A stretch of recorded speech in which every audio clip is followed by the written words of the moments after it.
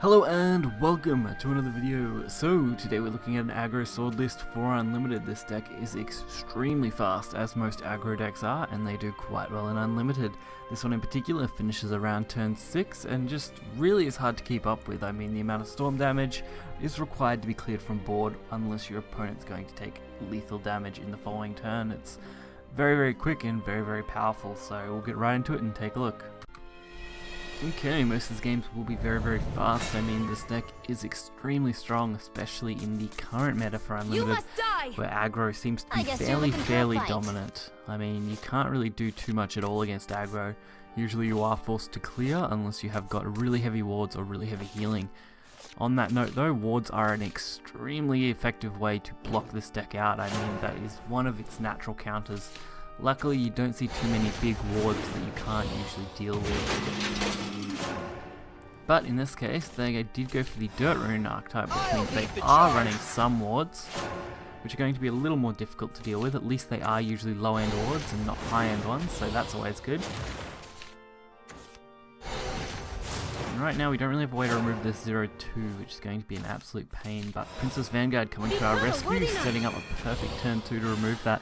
Would have been better if we could have got the 2 face damage, but I guess removing that ward for no loss is pretty good. Consecration, so they go for a triple draw. That should have been pretty expected.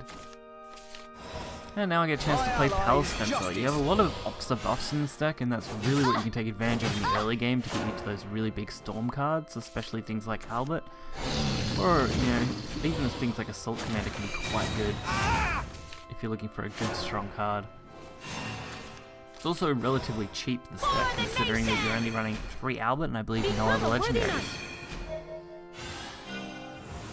So while I didn't get to buff the 1-3 there or anything, I did get to at least deal some damage to the face, which is what I want. We are setting up a lethal with Albert over a couple of turns so that we can close this game on turn 6. That's why we ignored the 4-3. But they did get a bit of healing, which is a bit annoying. You're done for. We just need to stick 3 damage here and we should have a potential lethal in the next couple turns. My mission is complete. With what they've played, we should be able to do pretty easily. Avenge me, comrades! So Albert will be 5, we've already got 3 on board, that's 8, so they're only left with 5, which is Albert's lethal. So the only thing is that they can't heal next turn. If they heal next turn, then we're going to have a little bit of a harder time dealing with it, unless something on this board currently sticks to it. Which with the stats on this board, they're pretty heavily forced to deal with this. It looks like they're out of points, which means we should hopefully be able to kill them.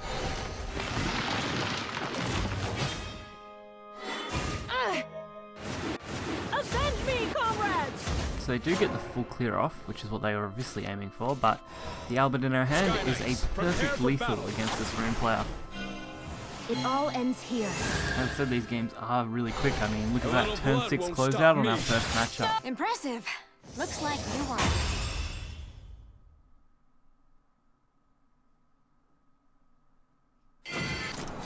Next up is Blood. Blood presents itself as another aggro deck that we have to deal with. I mean, aggro on aggro can be very close games.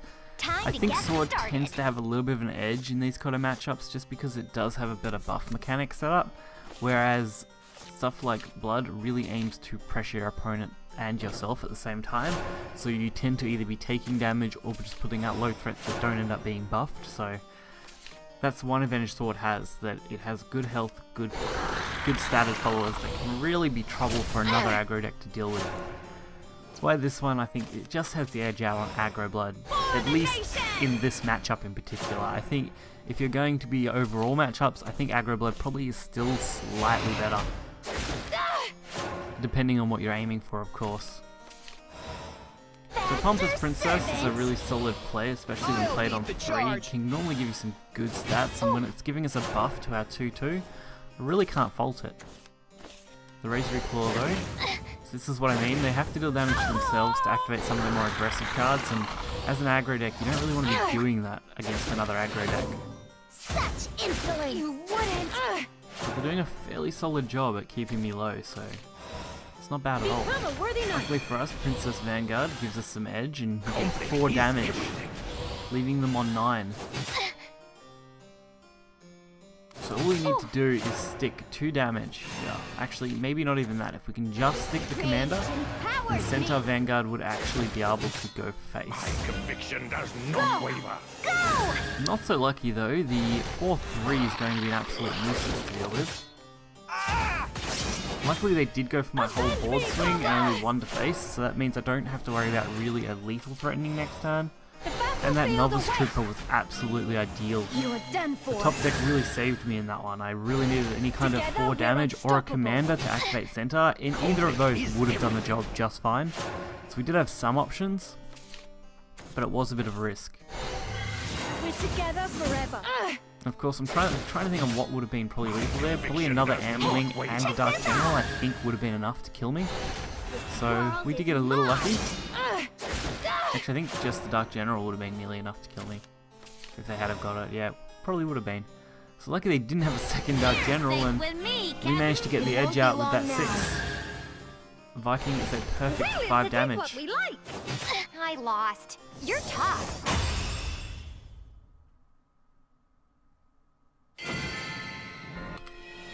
And last but not least, Sword on Sword. Always an interesting one. I mean, Sword on Sword is just a weird matchup, especially if they're playing a different variant of Sword, because you can never really predict what's going to happen. You've got control swords, different kind of aggro swords, mid swords, pretty much every kind of sword you can imagine. You know every single one is going to be running Albert, but you just don't know what else they could be utilizing. In our case, we get a pretty solid 1-drop with our Quick Blader going out early. May the dark clouds be dispersed. Which will also let us take advantage of our Palace Fencer. Although Mental's teaching is good, if I can't use it in combination with something else, I really don't want to play it too early. I can hold Mentors and Albert till say turn 10, where that becomes a 12 damage combo instead of just 10. But sometimes that's not even worth it because it is just too late. The battlefield awaits. But we do just get to slam face hard. I mean, all we can do now that we've seen Mars drop is kind of rush them down. Because I don't really want to be under too much threat from their cards. Of course, that's not going to be fun to have to deal with, because we are now forced to deal with that 2-1 in whatever way we can. Relying on Pompous Princess with a little bit of luck to get us. Not a Quick Blader. Quick Blader would have been what we wanted, so we could clear both of these really effectively. Fortunately, Pompous Princess Evolve is going to do just fine to at least clear out that Mars, meaning we've only got to deal with that 4-1, which will obviously be a 5-1 every time it attacks now. My sword brings hope. You are done for. Luminous Knight, being a nightmare. Attack! Such insolence! You wouldn't! But at this point, we're not really too worried. I mean, the Mental's teaching's okay, it gives us the draw and a buff. We can also take advantage of these. Obviously, I should have used the Palace Fencer on the 2-2, but I mean, at this stage, I wasn't really thinking that clearly on what I wanted to go with. I was hoping that I'd have a better play, but kind of just missed that one. So if we had lost to 1 damage, that would have been extremely unfortunate. 100 battlefields, 100 prizes. And then we have Gwaine. Gwaine ruins all of our lives by discounting their commanders. It won't be long now. It's going to be really difficult to get over that now. Like a ravaging storm. Especially when they're dealing so much damage. Putting me at 9 now is really bad. So if we had had that 1 extra damage, it would have actually only been 1 off lethal. It all ends here. Or sorry, 2 off lethal, which means we could have used Albert to more effectively. So I left up the 6-3, which was probably a bad choice. I mean, if they had any kind of storm, I was going to be in some real trouble. It all ends here. And now we're forced to actually deal with this. Brothers, in battle! Blimey. Luckily they did decide to trade, which for us is quite good. If they had went face, I would have been in a really tight spot next turn, especially if they had Albert. I'm assuming that because they didn't hit me in the face, they wouldn't have Albert, which means I'm pretty free to do what I need to do here. So my Albert trade beneficial, then I can use the 3-2 to trade into the 7-1, which just makes for that little bit easier game.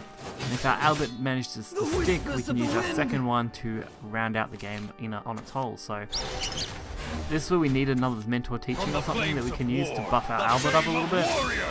And Barbara is coming in to ruin everything. So this is the end. So any storm damage right now will cinch it, and we have a lot, so Novice Trooper, the perfect top deck, going for a perfect 5 damage to clean out this 4 health. Couldn't ask for a much better ending to that top deck.